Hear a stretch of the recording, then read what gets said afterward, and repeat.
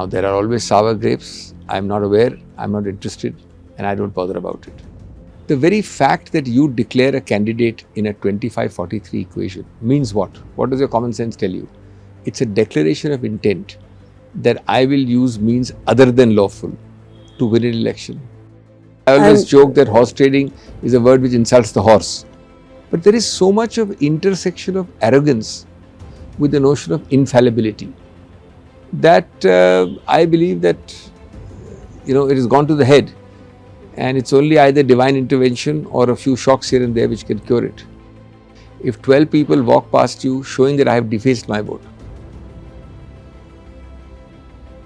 I'm quite happy to lose the election like that. I mean, that's the pits of any kind of ethics, rules or morality. This government must be complimented for its micromanagement, for instilling a sense of fear and to control through fear. Mr. Modi, and that's the basic animating fact, Mr. Modi at his best performance never gets more than 39% votes. If there is a convergence of 80% of the balance 60%, there is either a fight or a fright for Mr. Modi. Hello and welcome to HT's talk show, The Interview, and our special segment, Elections 2024, The Big Picture, wherein we bring you lawmakers across parties to talk about the forthcoming elections.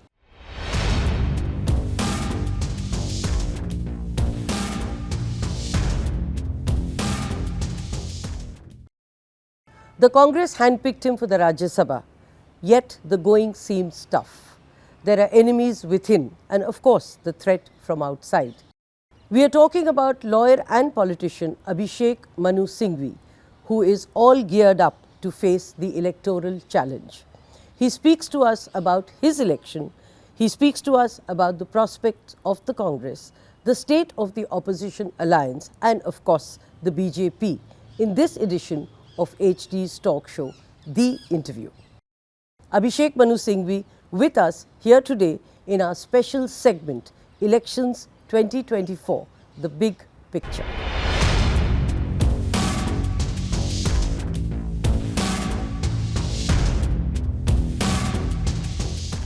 Welcome to the show, Abhishek Manu Singhvi, and thank you for being here with us. Thank you so much. 2 occasions and congratulations twice over, because by the time our viewers watch this show, you would be a few days away from being elected to the Rajya Sabha, hopefully, and would have celebrated your ... birthday, and I'm not going to reveal your age. So happy birthday and congratulations. Well, thank you for very kind sentiments, but there is this old saying, don't count your chickens before they are hatched. I'm a very rooted person. I have no illusions about anything. Nothing is done till it is done. I'm enriched by the fact that there are good wishes.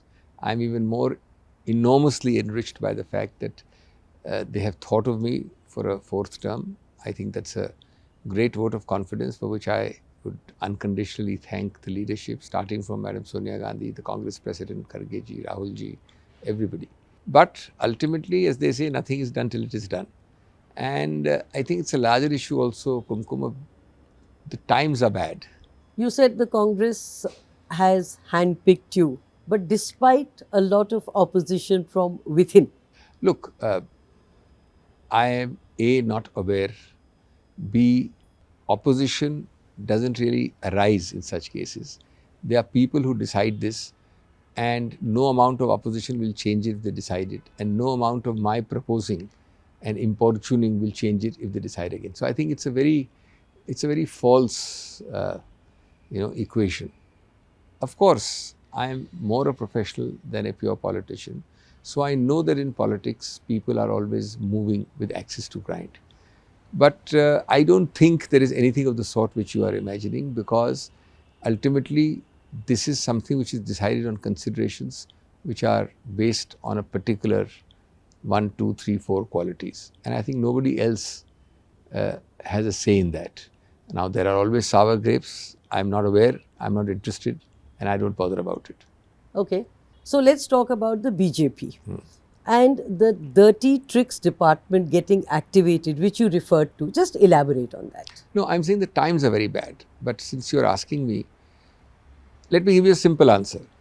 You are 25, I am 43.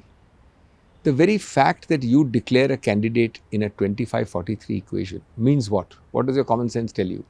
It's a declaration of intent that I will use means other than lawful to win an election. I always joke that horse trading is a word which insults the horse much more than anybody else. But it's not that. It's just that there's a declaration of intent officially. Now, how is it justified? Oh, we are a hungry party. We fight for every vote. We fight for every seat. That's not the definition of a hungry party. That's not a definition. You must fight, but fight fair. Today only, as you are interviewing me, I have come out at 4:30 after a spectacular order by the Chief Justice of India. It's called the Mayor case of Chandigarh. I appeared for the petitioner. It's a textbook case of how you write a book, how you convert a minority into a majority. Now, this is happening time without number. Forget Congress, forget other parties. BJP one didn't do it, Janata Dal didn't do it, Congress didn't do it. The very same BJP people in the earlier avatar would not do it. But there is so much of intersection of arrogance with the notion of infallibility that I believe that it has gone to the head, and it's only either divine intervention or a few shocks here and there which can cure it. I take your point about arrogance and Infallibility. But at the same time, don't you think the BJP also has this overconfidence, or the adjectives you used, because there is discontent within the Congress, and many within the Congress are very willing to cooperate behind the scenes with the BJP? That's not true. Part of the truth lies in Kejriwal's statement the other day, unconnected to us. I think it's a very pithy way of putting it. Just delete section 45 of the PMLA, which denies you bail in normal circumstances, and delete one or two, keep the PMLA, delete one or two more provisions, for example, section 50, which makes your statement admissible. How many will change over? How many? This is one of the biggest allies you use to change over. Number two, disgorge and refund the electoral bonds on which you've gorged over the last 4 years and the other donations you have, and try and allow a level playing field where your resources and mine are more or less evenly matched. How many will you have shifting? Imagine, Chandigarh is a mayor election. We have 20. You are 16. You lose the election on paper, but you get your nominee who's been strictured and now sent for prosecution by the court. You make 8 votes invalid. So I become 12, you become 16, you win. Thereafter, knowing there is patent illegality and the court has come down like a ton of bricks on you, you use the intervening 2 weeks, which the court grants you time, to say, why, yeah, we are agreeing, let's have fresh elections. Why? In the meanwhile, you suborned 3 councillors, so your 16 becomes 19 and my 20 becomes 17. How has it happened? How has it happened? Is there this great grand change of heart? I've suddenly begun to love you and I was hating you earlier. This is the combined effect. Sometimes it's the effect of PMLA, sometimes it's sheer money power, sometimes it's the effect of overawing you with state power because you happen to be in the government. This is not what politics is about. So it's wrong to say that people are breaking it. They are being forced to break. There is coercion, there is undue influence, there is nefarious means, which is basically summed up in the dirty tricks department. What about the possibility of cross voting? And when we talk about PMLA, etc., this is about people who have to switch over. But there are those who would remain within, in this case, in your case, within the Congress, and yet. It's not fair to talk about my case because I have complete confidence. But yes, if you are shameless enough and if you are absolutely thick-skinned enough that 10, 12 people in a Rajya Sabha election is open voting, you have to mandatorily show your vote. If 12 people walk past you showing that I have defaced my vote, I'm quite happy to lose election like that. I mean, that's the pits of any kind of ethics, rules or morality. Or you get more than 10, 12 to cross vote. Why will it happen? There's no question of it happening. But I'm saying the very fact that you are contemplating it in today's era is because of the BJP. And I squarely and totally blame the BJP. No other party has either the intent, the desire, but much more importantly, the capacity to do it. you would not attribute at least part of it to the fact that within the Congress, your colleagues, some of your colleagues are disgruntled, and that could lead to what we blame the BJP for? Well, number one, let me tell you, since you're again and again saying there is not a single colleague of mine disgruntled with this election except one who is neither an MLA nor an MP. I'm a very blunt and a very frank man. Number two, if you're talking generally, where is there no discontent? Do you think today, if the fear of Modi and the fear of the PMLA and the fear of being vindictive was lifted from the BJP, do you think you don't have a huge amount of discontent there? Do you think all the chambers of commerce which you go and cover, when they have their annual general session, they speak these great paeans of praise? Do you think that they are all doing it willingly? You sit with them in a private gathering and they will be viciously critical, but they can't afford to be critical because tomorrow a businessman will be reduced to ashes. So these are realities. Which world are we living in? This government must be complimented for its micromanagement, for instilling a sense of fear and to control through fear. Well, that's the definition of New India. That's the definition of New India. So, dirty tricks department, I presume, is synonymous with another term you used, which was political debauchery and Dutch courage. Well, political debauchery is the same meaning as the dirty tricks point I made. There's no difference. Persons who are claiming that they will do it are people who spent a lifetime in the Congress. Persons who are claiming that they want to be standing against are persons who were given top positions, probably number 2 in the party, and yet they left the party and went somewhere else. Is it not political debauchery if you declare an intent in the beginning that 25 will defeat 43? The indication is only 1 or 2. By which way? Dutch courage is, of course, a question of false hope and confidence. I'm a teetotaler. Dutch courage is supposed to arise by people who get that courage after drinking. But I think there is Dutch courage involved when you are super confident that in arithmetic 25 is more than 43. And you think that has no basis? Or does that arithmetic? It always has basis if you have fear and money. So I am always one of those who prepares fully, hopes for the best, prepares for the worst. So, this pitched against your competitor's assertion that we contest the election to win. How nervous does this scenario make you, or does it make you nervous? Not at all. On the contrary, they should realize that it exposes them. They should realize that if they say that we fight to win at 25, it exposes them for all the words I've used: political debauchery, horse trading, instilling fear. It exposes them.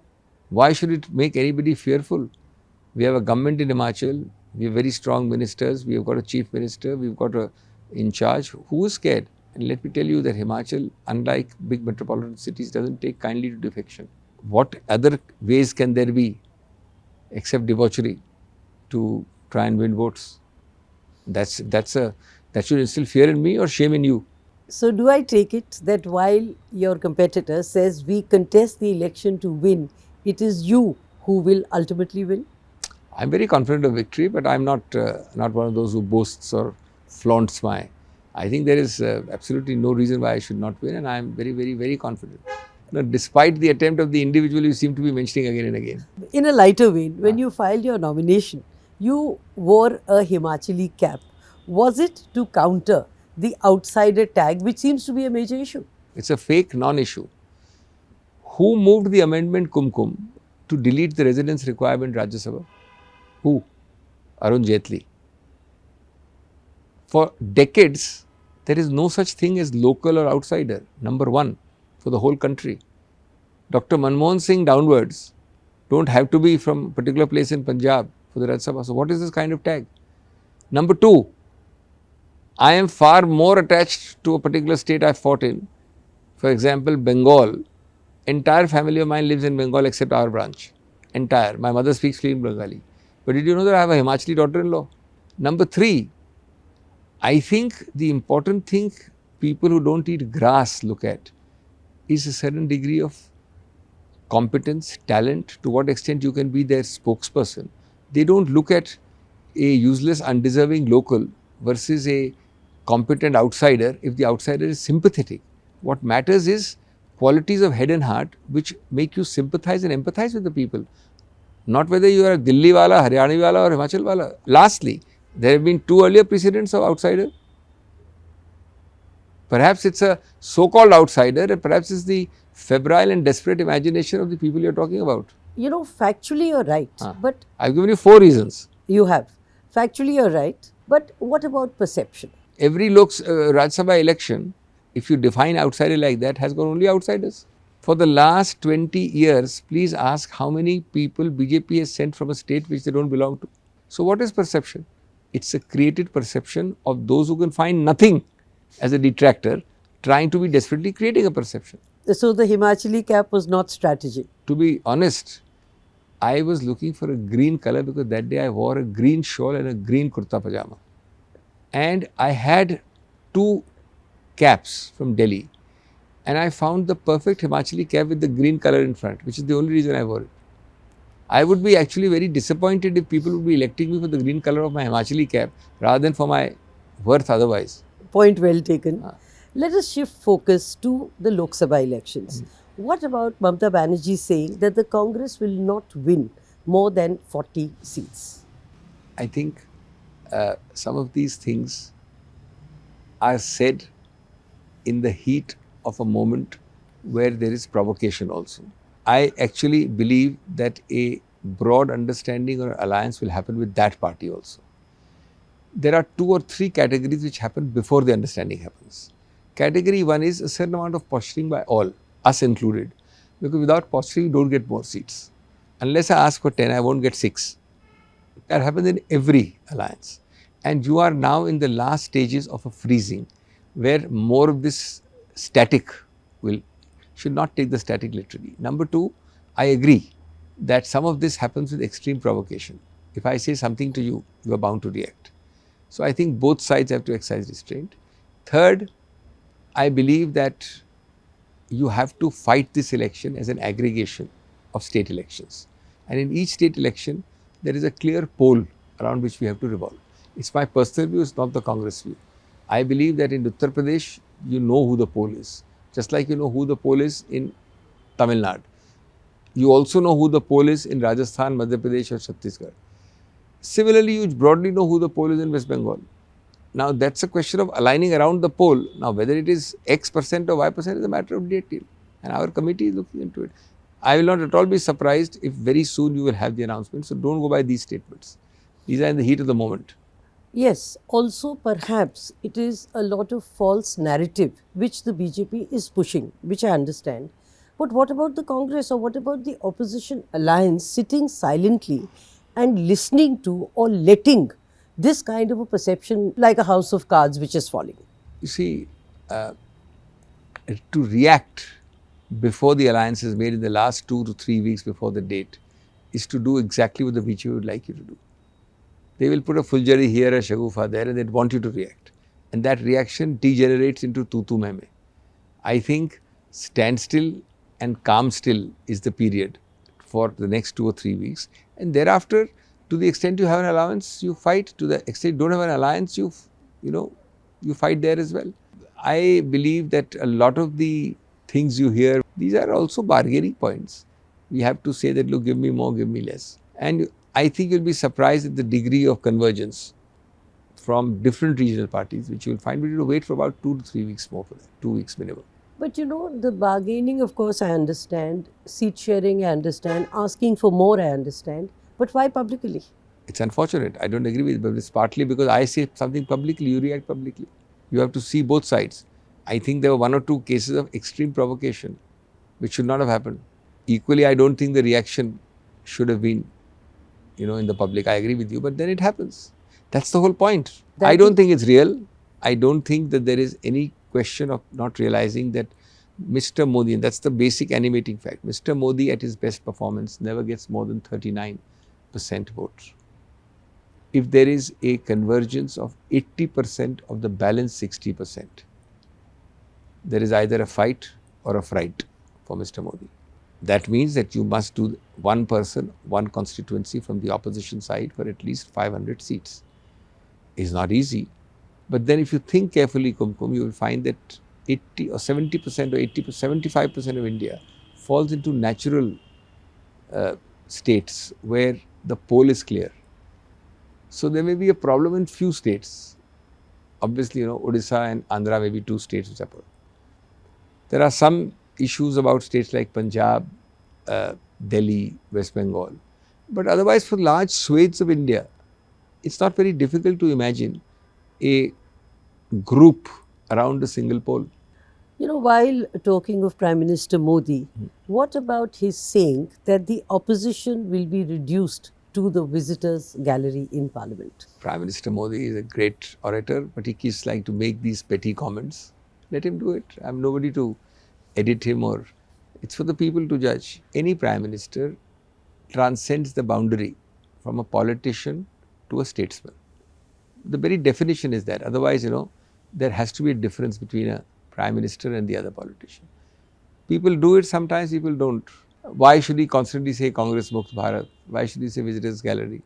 But remember, in India Shining, one person whom the Prime Minister didn't agree with, Pramod Mahajan, tried to develop a narrative very similar. People sometimes give you a shock. Leave it to the people. Don't constantly keep challenging this ethos because it's a democracy. Or make 300 plus into 400 ke par? These are also slogans. 370 is a slogan linked to the Article 370. 400 par. I'll give you an example of a slogan.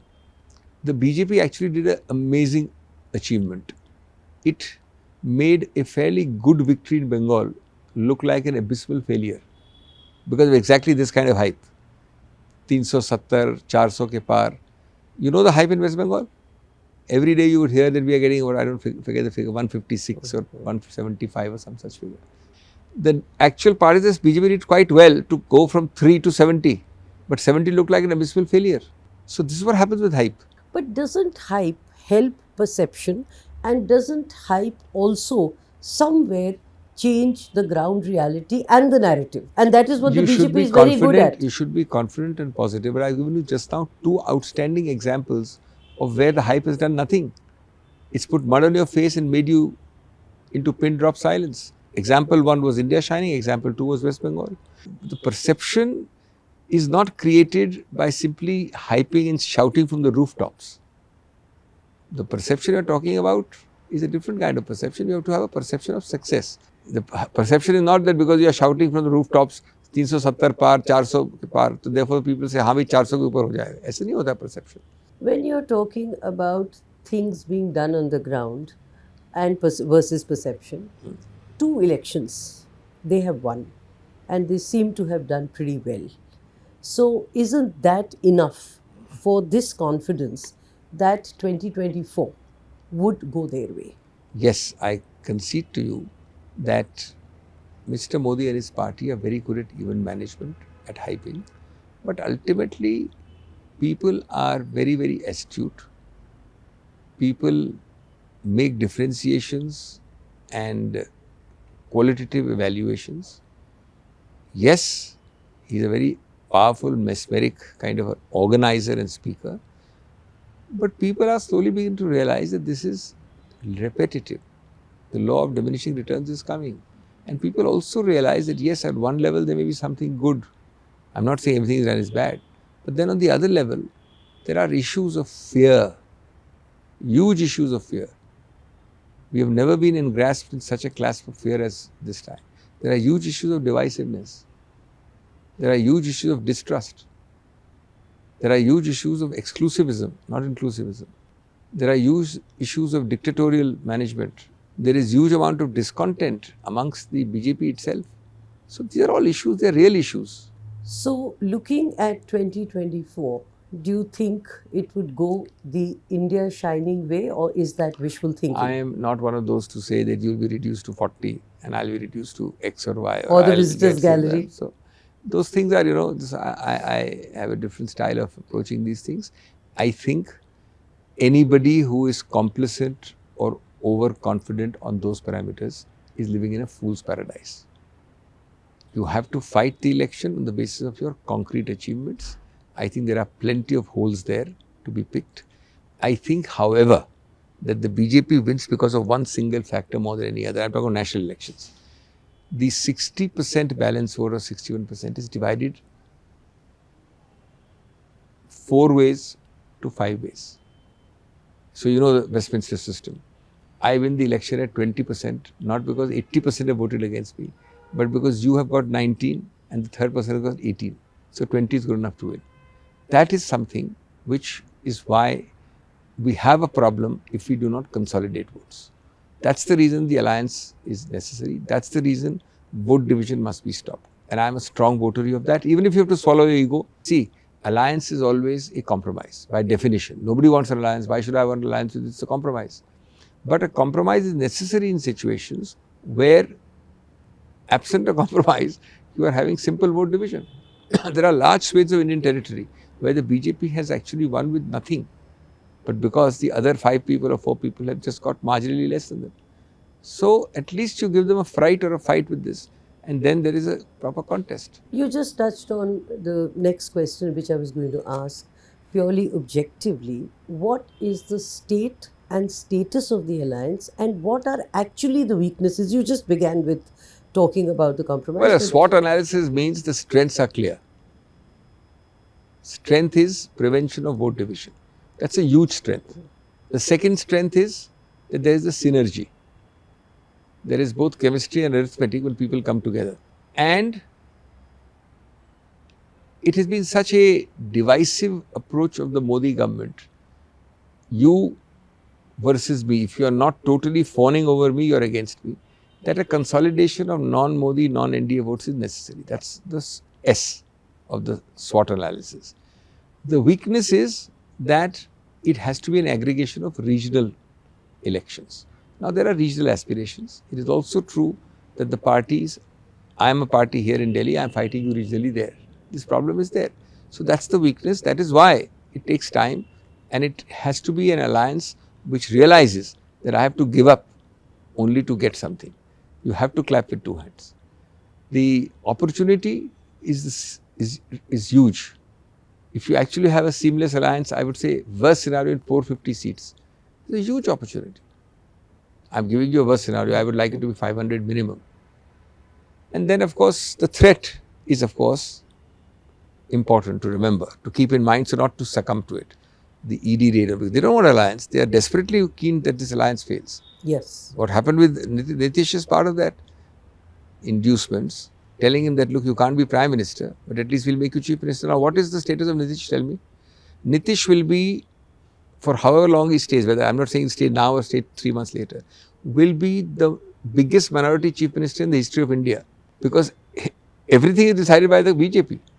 Well, if you like to be a puppet because you want to be a 9th time, see, I can understand I'm a puppet for the first time or the second time, but 9th time you want to have the same fun, then it's up to you. But what is the meaning of that kind of, jise kehte hain, gulami? So that's the threat. The threat is in some case fear, in some case inducement. So you have SWOT, I've done it for you.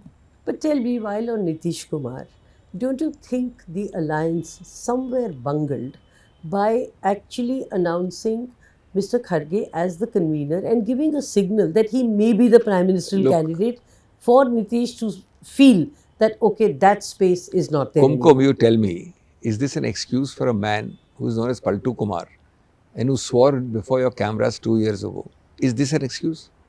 In other words, you are saying, okay, unless you give me a guarantee in advance that you will be the Prime Minister, I will switch sides. What is the credibility of a person like that?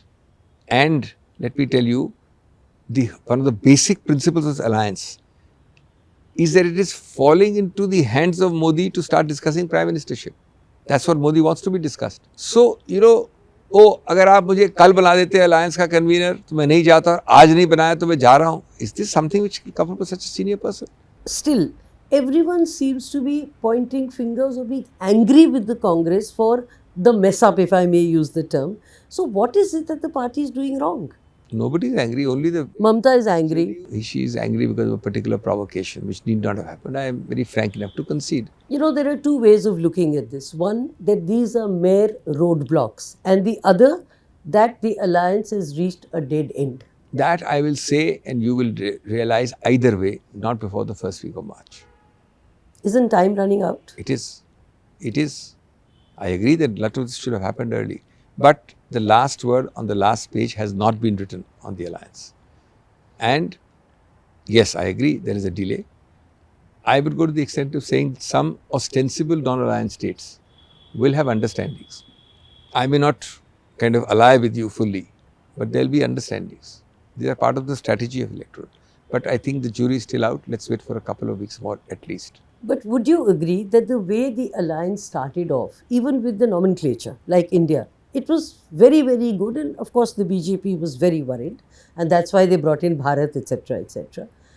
Do you feel that advantage has been lost? I'll be very frank. I think that progress, that momentum, there has been a bit of a blip on the momentum, no doubt about it. I mean, obviously when you create something new, and India was a very new and a good idea, you had a momentum which was very, very energetic. Now, obviously a Nitish Kumar here or a statement here does kind of dampen the spirits. So that is true. But as I told you, let us look at the big picture, politically and nationally. What does 2024 look like, electorally, politically and nationally? If you do many of the things I've done with you just now on the SWOT analysis, it looks not at all dismal, reasonably competitive for us. That's point number one. Point number two, it is important, irrespective of the result, to fight this because several fundamental pillars of ideas of India are being affected.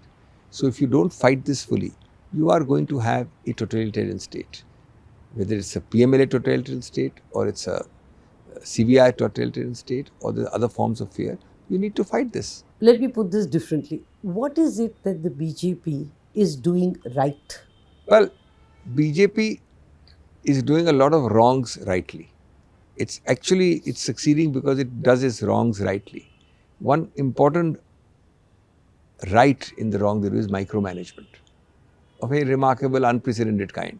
India has not had that kind of micromanagement. It manages all decision making at a centralized level where it just simply goes a diktat to the joint secretary and is signed by the minister. Centralization. These are all both positives and negatives. You can take your choice. Ensuring that you instill a sense of fear and obedience within BJP and more than outside BJP. Create an exclusivist image of India in your mind so that you begin to feel that any inclusiveness is going to rob you of your identity. They have done that about minorities. They have done that. They've unleashed a genie. So these can be called negative successes or doing wrong things rightly. Would you agree that 2024 is no longer about winning the election, but more about the number of seats? No, I would not. That's a defeatist formulation. We, as some of the people who are trying to take 25 into 43, said, will fight to win. We have a right to fight to win, and it's a very positive mindset. But certainly, I am not going to say that we shall win and there is nothing else possible in democracy except victory, as Mr. Modi says. Nobody should be presumptuous the way they are. And their presumptuousness is based on negative factors like arrogance, like infallibility, like money, like resources, like fear, like allies like the IT, CBI and PMLA. Those are there. What about ground reality? Because Mr. Modi over 10 years has generated a great deal of support. He is elected, no doubt about it. It's a fundamental fallacy to think that winning elections means you are right. I don't think there has been any prime minister in the country, other than the current one, who has had greater aggressive majoritarian impulses. Not one. Mrs. Gandhi in the emergency? Not a patch. She had an episode. She had an exception. Everybody says that you have a undeclared emergency of a far longer duration and intensity than that aberration. Well, you know, in one sense, Mrs. Gandhi was dictatorial. She was... There was a period of aberration, I will say. She was by nature strong lady, but I would not call her dictatorial at all. She had very strong democratic impulses. Had there been no democratic impulse, nobody would have lifted the emergency in 18 months. Democratic impulses, okay. Yes, she may have been misadvised. Once in a while, she may but have been otherwise misadvised. Authoritarian. Strong and authoritarian are different. People admired those very same things which you are criticizing. What you call authoritarian was admired as the decisiveness of the 1971 Indira Gandhi. But she was not half as authoritarian as Modi ji. So why wouldn't you use that definition for Mr. Modi and say he is authoritarian but she was strong? How does No, that no, no, work? no. You had a long period of Mr. Modi. You've seen incrementally what BJP 2 was and what BJP 3, by BJP 3 I mean BJP 2 being 2014, BJP 3 being 2019. Incrementally, every step he's taking is towards completely consolidating power in one hand. Mrs. Gandhi not only consolidated power but also passed it on to her son. Nothing compared to what is happening now. You see, everything is centered around those 2 or 3 years. She may have been misadvised when the Allahabad judgment came, and there was a possible aberration. There's no harm in accepting it. But yes, she came across as a strong leader because of the emergency and because, she was hounded also. She was hounded in the aftermath of the emergency. She was hounded in a certain way before also. A certain period came when people said that, look, this lady after 71 has acquired so much aura that everything in this country is wrong, unemployment is wrong, this is wrong, and the whole world seemed to be against her. So she might have been isolated. She was also possibly advised by a cabal of leaders who may have misadvised her. That is a fact. But nowhere near what is happening now. Not even remotely. Before I let you go, let me ask you your take on Rahul Gandhi's Yatra. Is it ill-timed? And about Mamata Banerjee saying it's a photo op for migratory birds. See, I don't agree at all, and I think that remark is part of the context in which she was provoked, which I have discussed with you earlier. But let me tell you, it's very easy to, as the BJP does every day, to try and criticize, lampoon, and caricature Rahul Gandhi. It is not easy to do the first yatra, which I participated in twice. It's easy to talk about it. It's easy to give sermons about it. It's not easy to do it. It is a lot of commitment, apart from physical endurance of an unimaginable kind. And let me tell you, when I was walking with him, the emotion and the synergy and the outpouring I found was quite remarkable. Now, this yatra, it is trying to connect. I mean, I'll put it like this. It is not overtly political. He's not saying it's a campaign. But what else is it except joining people together in an anti-Modi campaign? But it is very much a political message, a social message, an economic message when he talks of these issues. People say that he's doing some kind of a photo op when less of people are fighting elections. He's doing very much the same campaign. It's a different style of campaign. Do you think you don't get votes by people joining you? Do you think you don't get conversions of mind and heart by people associating? If that were true, what about the results of the assembly elections? Rajasthan is understandable, not excusable, but understandable. What is, till now, nobody knows the real reason, are Chhattisgarh and Madhya Pradesh. Madhya Pradesh, I can still give some reasons. And using words of studied moderation, because I'm always as frank as possible, there was a far greater degree of unilateralism in Madhya Pradesh, the Congress party, than there ought to have been. We all know it. Now, in that unilateralism, mistakes are made. So, while I'm still not able to get to the root, there is some partial explanation. But Chhattisgarh, in Chhattisgarh, the amount of welfare schemes, there is no unilateralism there. So, they are one of those quirks of fate. We have no answer. At least I have no real answer. They really astonished me. But we had a Telangana out of zero scratch. We had a Karnataka where the amount of money spent by the BJP is unimaginable. Mr. Abhishek Manu Singhvi, thank you very much. Thank you for your time. Thanks a And lot. thank you for taking all the questions. Thank you. Thank you.